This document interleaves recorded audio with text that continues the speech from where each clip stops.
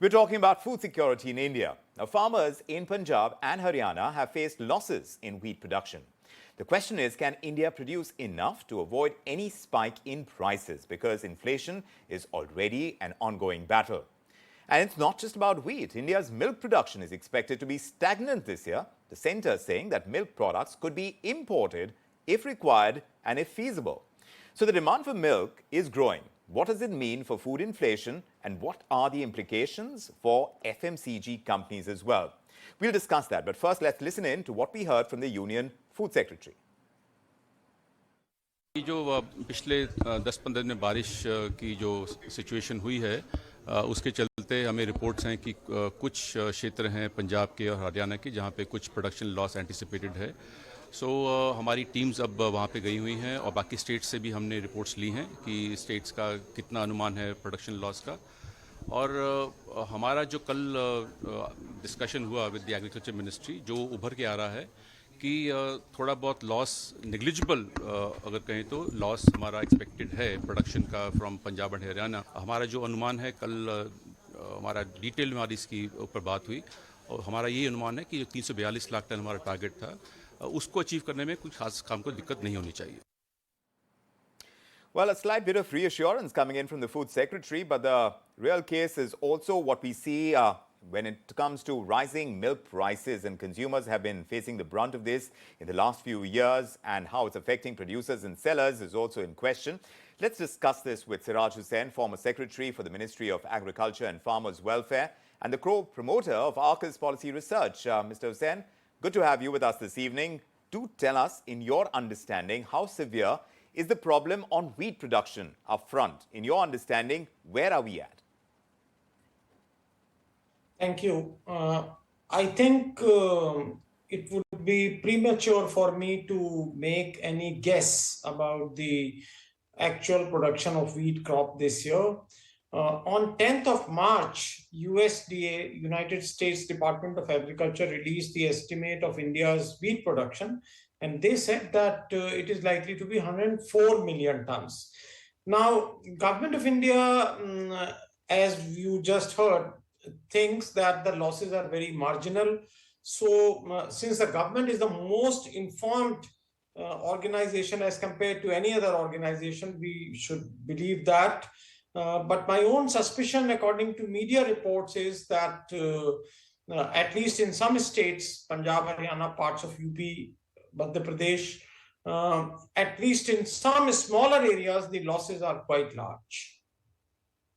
And it's not just about wheat, isn't it? I mean, milk output seems to be under threat. We live in a scenario of constant hikes in milk prices.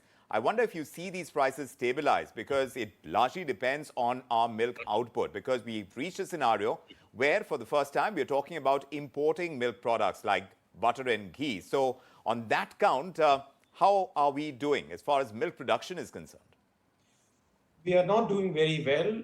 Actually, there is an important message here.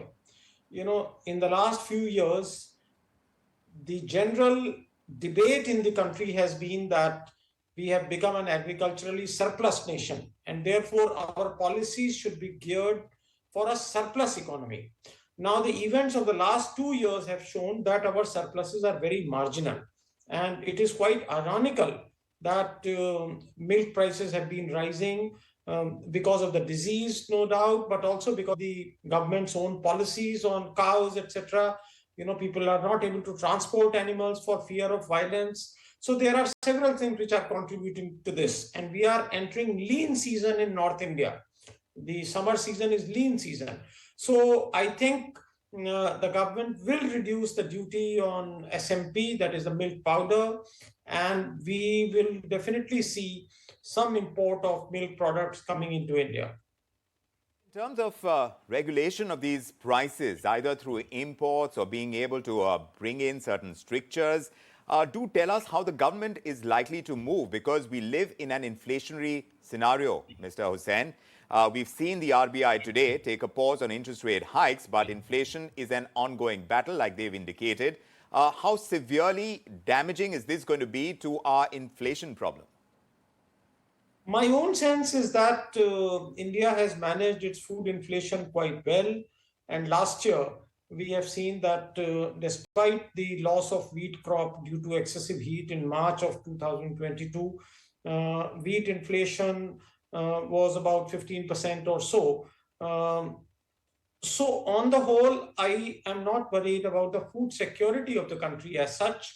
And I think inflation will also be under control if the monsoon is correct. If the monsoon is also deficient in large parts of India, and if distribution of monsoon is also very much abnormal, then I think there will be pressure on prices.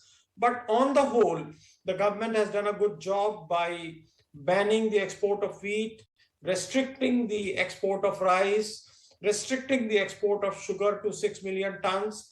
And I'm sure, I'm quite confident that we will see some import of milk also. Going forward, if the government is not able to procure 30 million tons of wheat, then I think we may also see reduction in import duty on wheat from 40% to, let us say, 10% or so. Going ahead, how much impact do you see of climate change and how much have we factored it into our entire program in terms of being able to manage our domestic production and our Atmanirbharta when it comes to agriculture, the surplus agricultural output that you speak about? Do you think that's sustainable in light of what is to follow with these unseasonal rains and essentially the impact of climate change? Actually, we need to be doing much more to address the impact of climate change on agriculture. ICAR had launched a project during the previous government. It is called NICRA project, but I think it is underfunded. And I have written several times about providing adequate funds to the NICRA project. We have seen some success stories in flood-resistant paddy and so on. But I think a lot more research, both by the public sector, ICAR, and private sector companies needs to be done. I think we need to use the GM technology to develop varieties which can withstand lower rainfall. Because of erratic weather conditions across the globe, I think we will continue to see adverse impact on our agricultural crops. As we are talking, your listeners would be surprised that in the US itself, the prices of wheat now are more than last year.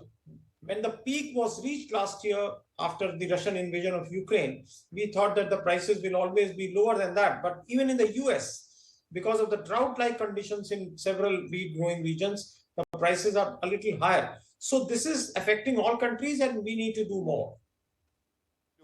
And of course a lot of this is going to get reflected in corporate earnings as we move ahead as well. But as far as tackling the impact of climate change, that's an ongoing process and we need to factor in much more and do much more. Mr. Hussain, always a pleasure getting your perspective. Thanks very much for joining us on India Tonight.